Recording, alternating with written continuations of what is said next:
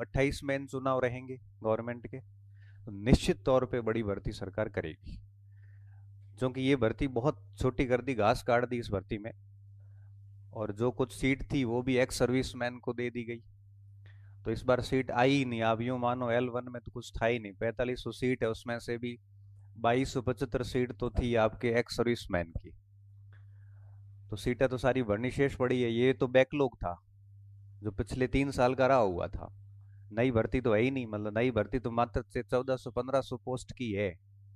अब अगर सीटें बढ़ाती भी हैं तो 1400-1500 से 3000 होगी। इससे ज्यादा बढ़ा नहीं सकते ये। तो 30-35 हजार की वैकेंसी इलेक्शन ईयर में एक्सपेक्टेड है। तो हम उस वैकेंसी को टारगेट करके इस बैच को ले रहे हैं, पहली बात।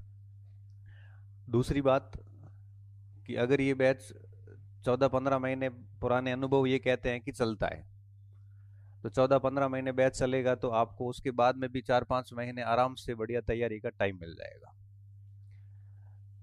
मैं आपको इतना कह सकता हूँ एक्सपीरियंस के साथ में कि एक शून्य से शुरुआत करके भी एक स्टूडेंट इतनी अवधि में आराम से अपना चयन सुनिश्चित कर सकता है। इस अवधि में कर सकता है। देखो, हाथों हाथ कुछ होता नहीं है। आज अगर आप कहोगे कि सर मुझे 4 महीने में करना है तैयारी वैयारी, तो 4 महीने में बेटा आजकल कुछ नहीं हो पाता। प्रिपरेशन के लिए 4 महीने में आजकल अच्छे से रिवीजन भी नहीं हो पाता है। हमें प्रिपरेशन के लिए ठीक ठीक 1.5 से 2 साल का समय अच्छे से चाहिए होता है।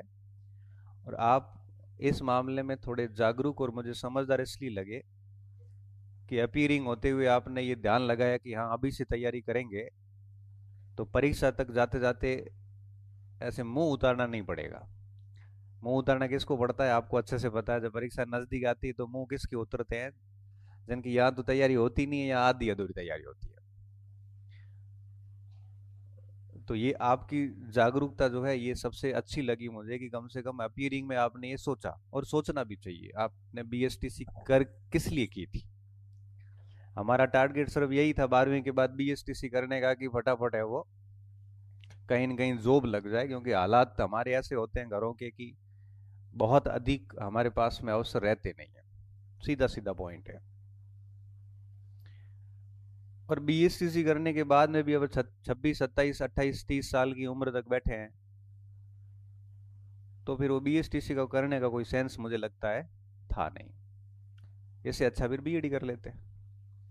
कई बार बच्चे आते मेरे को पूछते हैं, जैसे कल 2 बच्चे आए कि सर अभी बैच लग रहा है, मुझे ज्वाइन करना चाहिए कि नहीं करना चाहिए। मैंने कहा देख ऐसा है, करना नहीं करना तो आपके ऊपर है, फर्क भी नहीं पड़ता। एक दो बच्चे इधर उधर होते हैं तो, लेकिन BSTC क्यों करी थी? तो मास्टर बनना है, तो बस अभी से तैयार हो जाओ। या तो बैच ज्वाइन करते हो तो अभी से बैच से पढ़ लो, नहीं पढ़ते हो तो घर जाके पढ़ना शुरू कर दो। वो आपके ऊपर है। अगर आप 1.5-2 साल तक कंटिन्यूटी बनाए रखते हैं घर पे बैठे बैठे, तो घर पे पढ़ लो। अपने को पढ़ाई से मतलब है। क्योंकि जीवन बहुत अधिक अवसर देता नहीं है, ये बात हमेशा ध्यान रखना। जीवन 1 या 2 चांस देता है। वहां बाजी मार ली तो लाइफ सेट हो जाती है। अगर वहां भटक गए तो एक बार उचकी उड़ो आदमी पर उचक तो रहे। मल आवे ने देखिया मल या ऐसी कुश्ती वाला गेम देखना, एक बार उचका ही फोन પછી ઉભો પાછા ઉભો પગ ટીકણ દઈ કોન બીજો ઉભો ना एटो नौके करे पॉइंट वीजा ले करे आपरो काम खत्म। ये शाश्वत नियम हर जगह ही है। एक बार उचक गया ना व्यक्ति, वापस पैर टिकाना बहुत मुश्किल काम होता है।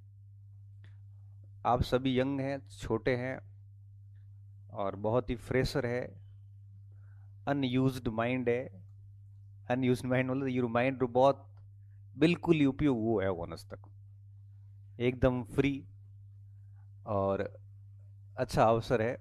अपने आप को 2-3 साल के लिए अपनी खुशियों को, अपने सुखों को, अपने आनंद को बलिदान दे दो। जीवन में अगर कुछ अच्छा चाहते हैं, आपको लगे कि भाई नहीं हमारी आइडेंटिटी अलग होनी चाहिए, या हमारी अपनी एक पर्सनल लाइफ होनी चाहिए, हम घर वालों से पैसे न मांगे, अपने महीने महीने खाते में पैसे आने की स्थिति हो, समय पर अध्यापक बन जाते तो उसके बाद में भारत राजस्थान प्रशासनिक सेवा या भारतीय प्रशासनिक सेवा की तैयारी करने की भी स्थिति आती है। आप चाहते हैं ये सब चीजें हो तो समय पे लग जाना चाहिए, मैं इतना ही मानता हूँ। देखो कोचिंग की बात नहीं है, आप घर पे भी बैठे हो ना, तब भी आप शुरू कर दो।